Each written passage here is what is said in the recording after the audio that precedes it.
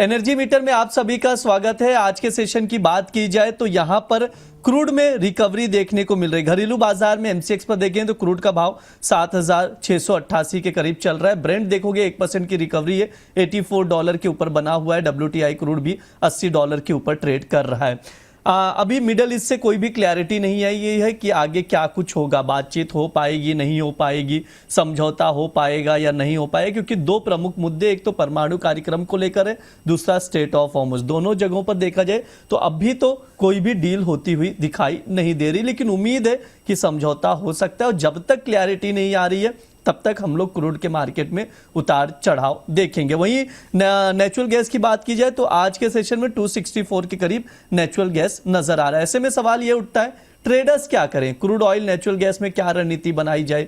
अभी दूर रहें या कहीं मौका बन रहा है खरीदारी या बिकवाली का? हम लोग बातचीत करेंगे और समझेंगे। हमारे साथ ऑलरेडी बने हुए हैं अमित सर हैं, जिगर सर है, एक एक करके चर्चा करेंगे। अमित सर, सबसे पहले आपसे राय लूंगा, क्रूड पर आपका व्यू क्या रहेगा?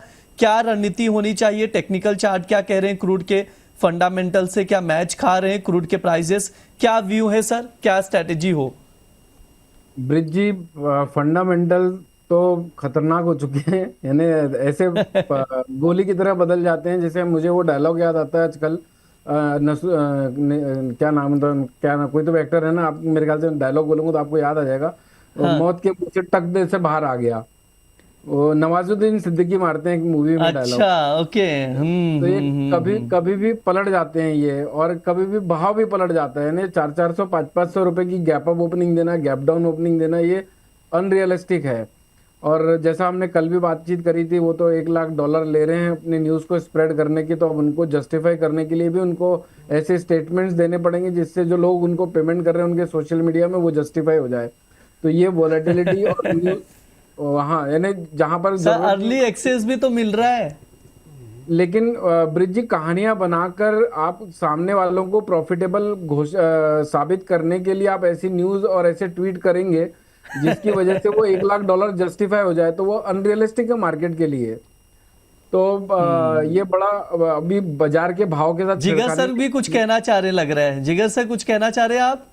नहीं नहीं, मैं तो एज यूजुअल अमित भाई की जो कहावत है उन्हीं को सुनकर मजा ले रहा अमित हूँ। सर के डायलॉग एकदम मतलब शानदार शानदार डायलॉग मूवी से निकाल कर लेकर आते हैं और फिर यहाँ पर प्लीज सर, ठीक है। टक दिल से भी। तो हाँ। ब्रिज देखिए, ऊपर के बाजू में अगर 88,000 के ऊपर अगर क्रूड ऑयल निकलता है तो जियोपॉलिटिकल टेंशन और एस्केलेट हो सकती हैं। ऑन द अदर साइड, मैं क्रूड को 7,000 रुपए के नीचे नहीं देखता हूं। हालांकि 70, आज का जो हाई है 7770 का, इसके ऊपर निकलने के बाद भी कोई ना कोई कर्म कांड बाहर आ सकते हैं, या फिर ट्वीट के माध्यम से या फिर स्टेटमेंट्स के माध्यम से। तो बाजार अभी बहुत ब्रॉडर रेंज पर है, 8400 अपसाइड में और 7000 लोअर साइड में, और बाजार अभी 7670 पे खड़े हुए हैं। मेरी तरफ से कुछ रणनीतियां हैं ब्रिज जी, 7620 के आसपास अगर मिले, जो मिल सकता है अभी थोड़ी देर में। अभी 7665 का भाव है, तो बाय कर सकते हैं। 74 का छोटा सा स्टॉप लॉस होगा। 7750 और 7900 के टारगेट्स होंगे। क्रूड में सिर्फ बाय साइड ही प्लान करना चाहता हूँ, ना कि सेल साइड में। ठीक है सर की ओर से क्रूड में बाय करने की सलाह दी जा रही है। इंटेलिसिस वेंचर्स की ओर से टॉप पिक में अगस्त वायदे में 7,620 पर यहां पर लॉन्ग करके चल सकते हैं। 7,900 तक के टारगेट के लिए 7,574 का स्टॉप लॉस जरूर लगाएं। स्टॉप लॉस मस्ट है, इस चीज का ध्यान रखिए। जिगर सर, आपका क्या नजरिया है क्रूड को लेकर? क्या व्यू है? फंडामेंटल्स और टेक्निकल लेवल्स क्या कुछ रहेंगे इंपॉर्टेंट? तो फंडामेंटल्स अनसर्टेनिटी वाले हैं। कभी कुछ ये हो जाता है, पॉजिटिव होता है, कभी नेगेटिव होता है, और उसकी वजह से प्राइस बहुत ही फास्ट रिएक्ट करता है। तो थोड़ा सा उसमें बहुत संभल के स्ट्रिक्ट स्टॉप लॉस के साथ ट्रेड करना चाहिए। और बोलते हैं ना, heard on the street, rumour है क्या है पता नहीं है, बट ओपेक का भी मीटिंग चल रहा है in terms of the production, decision बढ़ाना है करके। तो ये सब थोड़ा सा नेगेटिव हो सकता है। दूसरी तरफ हमने देखा है कि इन्वेंट्रीज विड्रॉल ज्यादा हो रही है यूएस के उसमें। इनफैक्ट जो उनका पिछले 5 साल का जो एवरेज था, एसपीडीआर को जो उनका जो रिजर्व जो बोलते हैं, वहां से भी वो विड्रॉ करने का चालू है। तो वो थोड़ा सा प्राइस को पॉजिटिव दे रहा है। तो ओवरऑल मिक्स बैग है, बट हमें थोड़ा सा नेगेटिव तरफ ज्यादा लग रहा है। क्रूड में हम सेल करना चाहेंगे, 7670 के आजू बाजू चल रहा है। तो यही भाव पे आप बेच सकते हो। उसका स्टॉप लॉस लगाइए 7820 का, और उसका पहला टारगेट रखिए 7520, और दूसरा टारगेट रखिए 7370। हालांकि जो मैंने बोला कि काफी टग ऑफ वॉर चल रहा है, क्रूड ऑयल ऐसी कमोडिटी जिसमें अगर आपने इंट्राडे स्टॉप लॉस नहीं रखा, हालांकि हम तो यही हम्म। सजेस्ट करते हैं because of the all this news unfold, उसमें सिर्फ स्ट्रिक्टली इंट्राडे काम करिए, क्योंकि overnight gap up gap down काफी हो रहा है, जैसे अमित भाई ने भी बोला काफी गैप अप गैप डाउन हो रहा है, तो उसमें लॉस काफी हो सकता है। तो स्ट्रिक्ट स्टॉप लॉस के साथ इंट्राडे में काम करिए। स्ट्रिक्ट स्टॉप लॉस के साथ इंट्राडे में काम करके चल सकते हैं। क्रूड यहाँ पर अगस्त वायदे में सर की तरफ से बिकवाली का कॉल दिया गया, 7670 पर शॉर्ट करें, 7370 तक के टारगेट के लिए 7820 का स्टॉप लॉस लगाएं। ये सर की ओर से क्रूड पर व्यू है, नजरिया है, तो उसके अकॉर्डिंग आप लोग रणनीति बनाकर चल सकते हैं।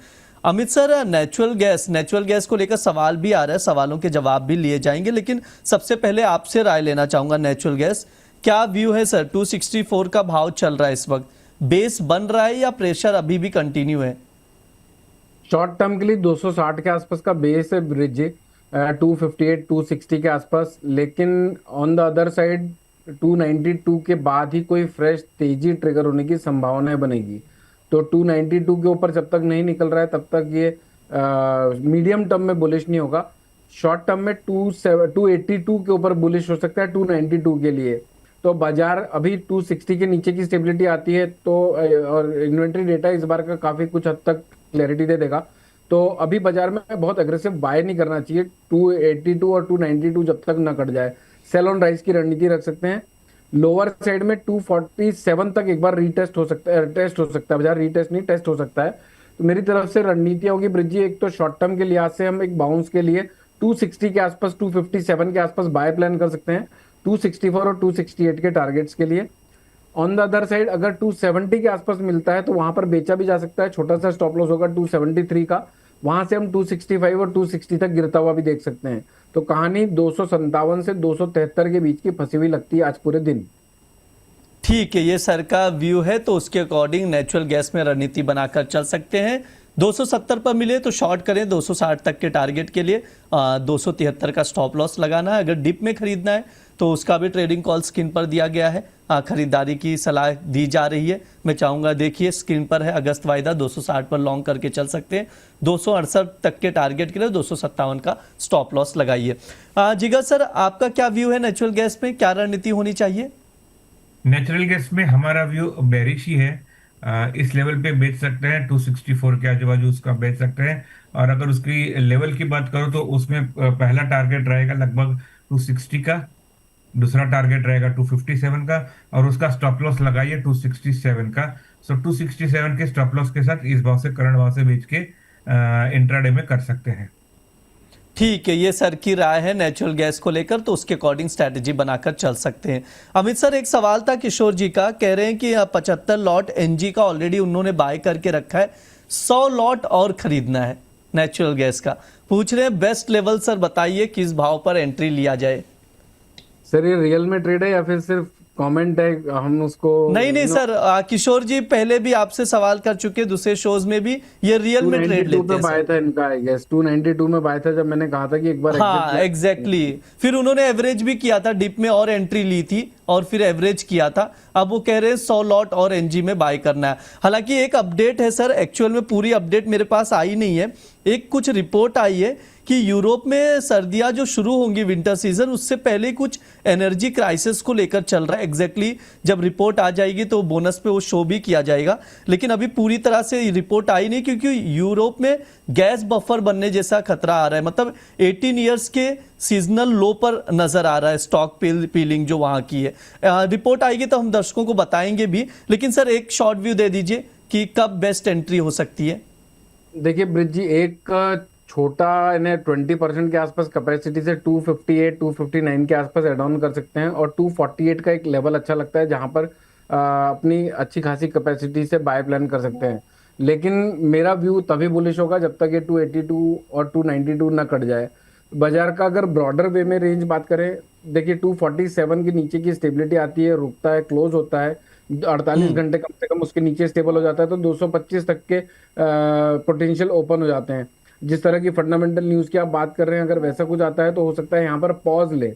तो और जी 282 282 तक का एक जंप दिखा है, लेकिन 292 के बाद मैं आंकड़े कटते हैं ना ब्रिज जी, तभी मैं बिलीव करता हूँ कोई भी स्टोरी लाइन पर। जब तक मैं अपने आंकड़े अपने व्यूज को सपोर्ट नहीं करेंगे तब तक मैं कोई स्टोरी में बिलीव नहीं करता। जी सर, ठीक है सर, आज समय भी हो चुका है, प्लीज अमित सर डिस्क्लेमर दे दीजिए। ब्रिज जी, जितनी भी बातचीत हमने इस शो में करी है, मेरी पर्सनल पोजीशन कहीं कुछ नहीं हो सकता। हमने अपने क्लाइंटों को सेम साइकोलॉजी के बेस पे ट्रेड्स रिकमेंड किए हुए हो। आप जो भी पोजीशन बनाते हैं, मेक श्योर कि आप अपने फाइनेंशियल एडवाइजर से संपर्क करने के बाद ही कोई निष्कर्ष में आते हैं। पास्ट परफॉर्मेंस फ्यूचर परफॉर्मेंस की गारंटी नहीं देता है, और ये जो मार्केट अभी चल रहा है ये सौगात लेके आता है। इसमें इससे दूरी ना बनाकर इसको पार्टिसिपेट करें, यहीं पर बड़ी पूंजी बनाई जा सकती है। ब्रिज जी। जिगर सर, आपकी तरफ से डिस्क्लेमर। तो जो भी कमोडिटीज हमने डिस्कस की है उसमें हमने हमारे क्लाइंट को रिकमेंड किया हो सकता है, या मेरी पर्सनल पोजीशन हो सकती है। मेरी आपके जो दर्शकों हैं उनको यही एडवाइस रहेगी कि जो भी फाइनेंशियल ट्रेड कर रहे हैं अपने फाइनेंशियल कंसल्टेंट के एडवाइस के साथ करिए, और स्ट्रिक्ट स्टॉप लॉस के साथ, स्ट्रिक्ट डिसिप्लिन के साथ काम करिए। जी सर, बहुत बहुत शुक्रिया जिगर सर, अमित सर, आज की चर्चा में जी। जुड़ने के लिए।